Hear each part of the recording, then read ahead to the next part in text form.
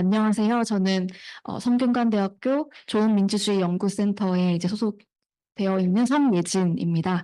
저는 오늘 이제 이 비상계엄에 대해서 이 원인이 원인이 무엇이냐라고 생각하느냐, 이것이 제도 개혁에 대한 태도로 어떻게 이어지느냐, 여기에 대해서 좀 이제 이야기를 해보려고 합니다. 이제 뭐 여러분들도 이제 아시다시피 계엄 이후에 저희가 뭐 지금 탄핵 심판이 이제 진행이 되고 있는데, 어, 개헌에 관한 논의들이 여러 가지로 이제 나오고 있는 것 같아요. 뭐 정당 차원에서도 많이 나오고 있고, 또 이제 전문가들도 이제 개헌이 많이 필요하다, 우리가 제도 개혁이 많이 필요하다, 이제 이런 얘기를 이제 많이 하고 있는데요. 그러면 이제 이런 논의가 이제 어떻게 좀 촉발이 되었느냐라고 생각을 해본다면, 결국 이 계엄이라고 하는 이 비상계엄이라고 하는 이 문제에 대해서 과연 우리가 이제 어떠한 좀 문제가 있기 때문에 어떠한 개혁을 해야 되느냐, 결국에는 이제 이런 식으로 이야기가 진행이 된다는 것이죠. 그래서 그러면 이제 문제가 무엇이냐, 이런 진단이 이제 있을 것이고, 그 다음에 그렇다면 여기까지 오게 된 이런 좀 극단적인 상황까지 오게 된 그런 그 책임이 이제 누구한테 있느냐, 또는 뭐 그쵸, 누구한테 있느냐, 또는 이 원인이 무엇이냐, 이런 이제 얘기가 있을 텐데, 그러한 얘기에 기초해서 이 제도 개혁에 대한 논의가 이제 진행이 된다는 것이죠. 그런데 이제 우리가 제도 개혁이다라고 하면 보통은 굉장히 좀 전문적이기도 하고요. 이제 대통령제를 개혁한다라든지, 또는 국회의원 뭐 선거제도 또는 정당 체제를 이제 개혁을 해야 한다라는 이런 논의는 굉장히 좀 전문적인 차원인데, 이제 이것이 좀 정파적으로 이제 나타날 수 있지 않을까라고 이제 생각해 볼 수 있고요. 그 다음에 민주주의에 대한 뭐 만족이라든지, 그러니까 어쨌든 개혁이라고 하는 것은 민주주의에 대한 지금 상황에 대한 불만에서 이제 나오는 것이니까, 아니면 우리가 이제 생각할 수 있는 뭐 법치나, 또는 뭐 경제와 균형에 대한 그런 생각이라든지, 이런 것이 이제 제도 개혁 논의에 영향을 미칠 수 있다는 것이죠. 그래서 이제 저는 제 연구에서 어떤 정파적 태도, 뭐 정당에 대한 지지, 그리고 또 이념 성향이라든지, 또 이제 민주주의에 대한 인식, 이런 것들이 일단 지금 뭐 오늘도 이제 여러 가지 얘기가 나오고 있던데, 이번 계엄이라고 하는 것이 과연 왜 일어났는지, 그 배경에 대한 그 원인에 대한 생각이 좀 다르다는 것이죠.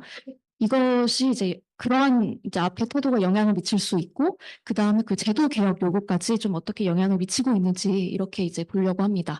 그래서 제 질문은, 이제 시민들은 비상계엄의 원인에 대해서 어떻게 해석하고 있는지, 그리고 이것이 뭐 대통령제 개혁이나 또는 국회 개혁에 대한 태도에 어떻게 연결되고 있는지, 이것을 이제 살펴보려고 합니다.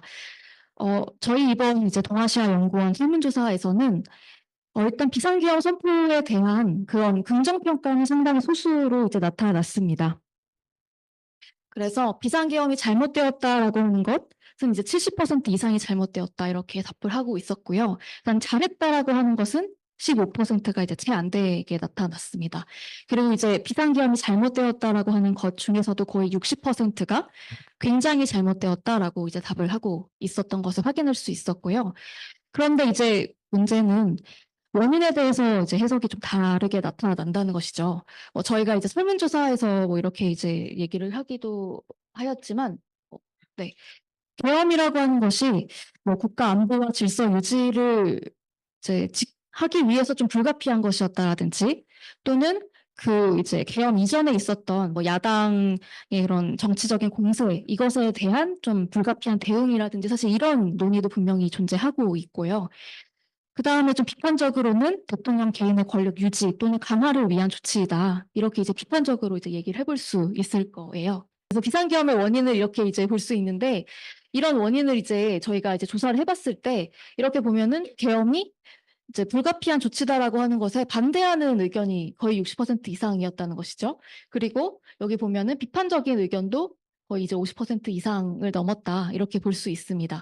그런데 이제 문제는 여기서 굉장히 전혀 아니다라고 하는 식으로 강한 반대도 많이 있었지만, 이 매우 동의한다라는 것도 과연 이 정도로 이제 무시할 수 있을까라는 생각이 든다는 것이죠. 지금 저희가 이제 극단적이다라고 이야기할 수 있는 여러 가지 정치 갈등이 결국에는, 네, 5분밖에 안 남았. 네, 그래서 여기에서 이제 이야기가 될 수 있어서, 그래서 불가피성은 20% 정도가 이제 동의하고 있고 강한 동의는 10%가 있었다라고 하면, 여기 보면 정당 지지 또는 이제 이념 성향과 관련해서 여기 이제 국가 안보와 질서 유지이다 이 개념이 이게 1부터 10까지 해서 10 그러니까 그 점수가 높아질수록 동의하는 정도가 높아지는 거예요. 그렇게 했을 때 더불어민주당인 경우에 더불어민주당 지지하는 경우에 국가 안보와 질서 유지에 이제 동의하는 정도가 굉장히 낮았는데요. 이게 지금 국민의힘인 경우에 이게 그 수치가 잘못 입력이 되었는데 6.4입니다. 그랬을 때 이 두 가지 그러니까 정당 지지 집단을 비교를 해보면 상당히 이제 차이가 이제 많이 난다는 것이죠. 그리고 특히 이제 차이가 가장 많이 나는 것은 이 야당 견제. 그러니까 그 이번 계엄이 야당에 대한 견제이다, 불가피한 조치이다. 이 부분에서 이제 가장 많이 나타나고 있는 것을 볼 수 있었습니다. 그리고 또 한 가지 볼 수 있는 것은 이렇게 이제 1은 이제 전혀 동의하지 않음이고 10이 많이 동의한다라는 것인데 계엄이라는 게 이런 조치이다라고 하는 것에 이제 그 찬성하는 정도가 더불어민주당 지지층의 경우에는 굉장히 좀 한쪽으로 그러니까 전혀 아니다라는 쪽으로 이제 쏠려 있는 것을 볼 수 있는데 국민의힘 지지층 같은 경우는 상대적으로 그런 선호가 이렇게 넓게 퍼져 있었다는 것이죠. 이런 것들을 보자면 이제 국민의힘 지지층에서 아무래도 이견이 조금 더 촉발될 수 있다 이런 것을 이제 볼 수 있고요. 그 다음에 이제 제가 이제 본 것은 그런 원인에 대한 인식은 어떻게 형성되는가라는 것을 봤을 때 민주주의 만족도 또 민주주의 선호 그리고 국제 견제에 대한 그러니까 정부가 만약에 국회에 대해서 견제를 받는다면 일을 제대로 할 수 없을 것이다라는 이런 것에 얼마나 동의하는지 그리고 이 정치 지도자에게 이제 중요한 것은 목표를 달성하는 것이라서 법치를 무시해도 괜찮다라는 이런 것에 얼마나 동의하는지 그리고 이제 비상 상황에서 이런 좀 법을 뛰어넘을 수 있는 이런 조치를 취할 수 있다. 여기 얼마나 동의하는지 이런 부분들을 저희가 이제 설문조사에서 질문을 했고요. 이러한 그러니까 민주주의에 대한 태도들이 그리고 아래에 있는 이런 정당 지지나 이념 성향이나 연령이나 성별이라고 하는 이런 태도들이 이 원인에 대한 인식에 어떻게 영향을 미치느냐 첫 번째는 이제 이걸 볼 수 있었어요.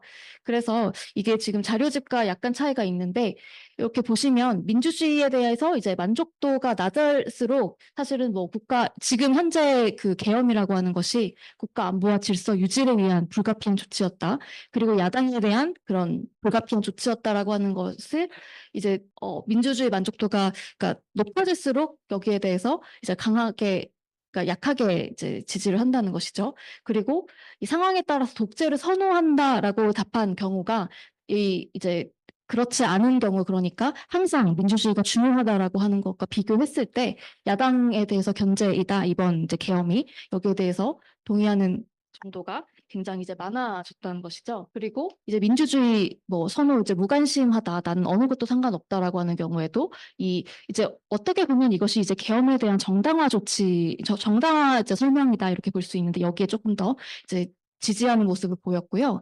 그다음에 국회에 대한 견제는 그러니까 국회의 그런 견제는 어떤 그러니까 대통령의 국정 수행에 대한 방해이다 이제 이런 것에 있어서도 이런 좀 이제 플러스로 유의미한 경향이 나타났고요. 또 이제 여기서 보자면 이런 정파적인 지지라는 것도 나타나고 있었다는 거죠. 국민의힘 지지자일수록 이런 이 계엄에 대해서 좀 정당화하는 인식에 동조하는 경향이 있었고 더불어민주당 지지자일수록 그렇지 않은 경향이 나타났다. 이런 부분을 이제 볼 수 있었습니다. 네, 그 다음에 이제 개혁에 대한 태도인데요. 사실 이 부분이 조금 더 이제 이야기가 되어야 하는데 지금 이제 여기는 나타나고 있지 않지만 그 자료집에는 나타나고 있는데요. 현재 이제 개헌이 필요하다. 그러니까 여기 대통령제 변경을 위한 개헌이 필요하다라고 하는 것에 대해서 필요하다고 답한 경우가 53% 정도였습니다. 그러니까 사실 개헌이라는 게 굉장히 중요하게 논의되고 있는 바에 비해서는 그렇게 높은 수치는 아니었지만 그래도 과반이다 이렇게 볼 수 있는데 이것 또한 네, 이것 또한 국민의힘 지지자인 경우에 개헌이 필요하다보다는 현행 제도를 유지하는 것이 필요하다. 이제 이런 식으로 정파적으로 이제 나타나고 있었다. 이런 부분을 이제 볼 수가 있고요. 그 다음에 뭐 대통령제 개혁에 대해서도 하나 볼 수 있는 것은 국민의힘 지지자인 경우에는 약한 권력을 강화해야 된다라는 경우도 사실 이제 4분의 1 이상에 동의하는 경우가 나타나고 있었어요. 그리고 그러니까 적절한 수준이라서 현상 유지해야 된다라고 하는 경우도 꽤 많았다라는 것을 이제 알 수 있고요. 그 다음에 뭐 더불어민주당 그러니까 야당 지지자인 경우에는 강한 권력을 분산할 필요가 있다에 조금 더 많이 이제 답한 것을 볼 수 있었습니다. 그리고 선거제도 개혁에 대한 인식 이것도 볼 수 있는데요. 국민의힘 지지자인 경우는 변경이 필요하다가 거의 80% 이상을 넘어가는 그러니까 이게 이번 계엄에 대한 인식도 있다 보겠지만 지금 우리한테 필요한 개혁이라는 것이 무엇인가에 대해서 정파적으로 이제 나뉘고 있다. 이런 걸 볼 수 있었다는 것이죠. 그리고 이제 여기서도 볼 수 있는데 이건 이제 계엄에 대해서 원인을 이제 어떻게 생각하느냐가 그 제도 개혁에 대해서 어떻게 이제 연결이 되느냐인 건데요. 여기 보면은 이게 야당 견제였다. 계엄이라고 하는 게 거기에 대해서 비협조적일수록 대통령의 권력을 분산해야 된다라고 이제 생각하는 경향이 높아졌고 반대로 여기에서 동의하는 경우에는 대통령 그 현행 유지가 이제 많았다는 거죠. 이걸 어떻게 볼 수 있느냐? 다른 것보다도 이제 이거 대통령 문제는 아니다라고 좀 생각할 수 있는 문제가 있다는 거죠. 그리고 또 한 가지는 지금 이 계엄 사태라고 하는 것이 그러니까 지금 이 상황에서 제도 개혁이 필요하냐라고 이제 얘기가 나오는 부분도 있는데 이제 만약에 여기에 대해서 이제 계엄에 대해서 비판적으로 생각하는 경우는 이 문제를 어쨌든 해결하기 위해서 제도 개혁이라는 것이 필요하다. 그러니까 단순히 개인의 문제만은 아니다. 또 이런 생각도 할 수 있다. 이것도 볼 수 있다는 것이고요. 이건 이제 그 국회의원 선거에 대한 것인데 국회의원 선거 제도를 이제 바꿀 수 있는 것인가에 관한 것인데 여기서 보면은 계엄이 야당의 비협조적인 태도에 대한 그러니까 견제였다라고 봤을 때 여기에 대해서 동의하는 경우가 10점인데요. 이 경우에 국회의원 선거 제도가 필요하다라고 이제 본 경우가 88% 정도가 이제 나타났잖아요. 근데 만약에 앞의 결과와 비교를 해본다면 여기서 10점을 이야기한 사람들은 대통령제 개혁은 필요가 없다고 이제 얘기했다는 거죠. 이걸 본다면 이 계엄의 원인에 대해서 이제 어떻게 생각하느냐라고 하는 것이 제도 개혁에 대해서 그러니까 야당 문제다라고 하는 경우는 국회 개혁이다. 근데 이제 대통령 문제다라고 하는 경우는 이제 대통령제 개혁해야 된다라고 하는 식으로 굉장히 양극화가 이제 나타난다는 것을 확인할 수 있었고요. 그래서 네, 뭐 마무리를 조금 해보자면 이 계엄에 대한 해석이라고 하는 것이 민주주의 인식이랑 정파적 태도에 이제 영향을 미치고 있었다는 것이고, 그리고 제도 개혁에 대한 태도가 또 계엄에 관한 해석에 좀 영향을 받고 있었다는 것입니다. 이렇게 이제 살펴보자면 이 정파적 태도가 결과적으로는 제도 개혁 논리랑 이제 결합이 된다면 제도 개혁이라고 하는 것은 상당히 좀 그 제도에 대한 결함 자체에 이제 문제가 이제 지적이 되어야 하는데 정파적으로 이 문제가 동원될 수 있다는 것이죠. 이런 것들을 좀 조심해야 된다. 그리고 이제 민주주의 인식과 관련해서도 어떠한 가치를 중요시할 것인가 이 부분도 고려해야 된다. 이렇게 이야기를 할 수 있을 것 같습니다.